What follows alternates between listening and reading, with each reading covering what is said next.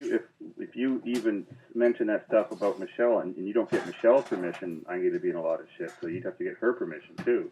Well, because she's the only person.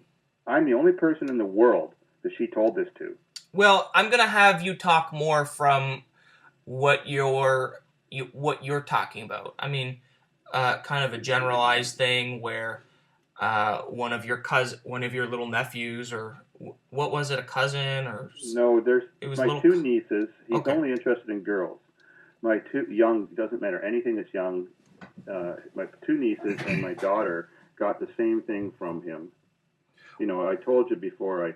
My mother started telling me more about what went on when I wasn't home and stuff I didn't know about, and then how she caught him with his hand down each one of the nieces' pants and under their underwear, touching them, and how she scolded him for that, and the two little girls weren't old enough to understand because they're only around 3 or 4 or something, and they didn't really understand how bad that was.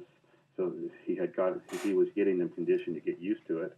And then I don't think it happened again after. I don't know how many times it happened before, but I don't think it happened again after she caught him. And then I mentioned that to my daughter, and she says, "Oh my God, that's the same thing he did with me."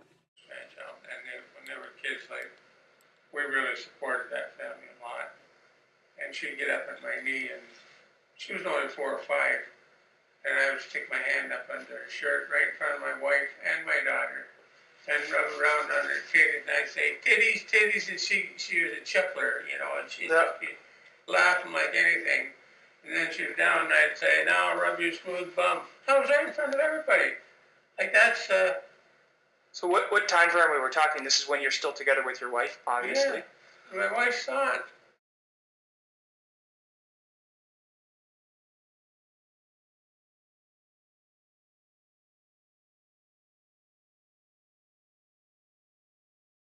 And they never said nothing because it was nothing.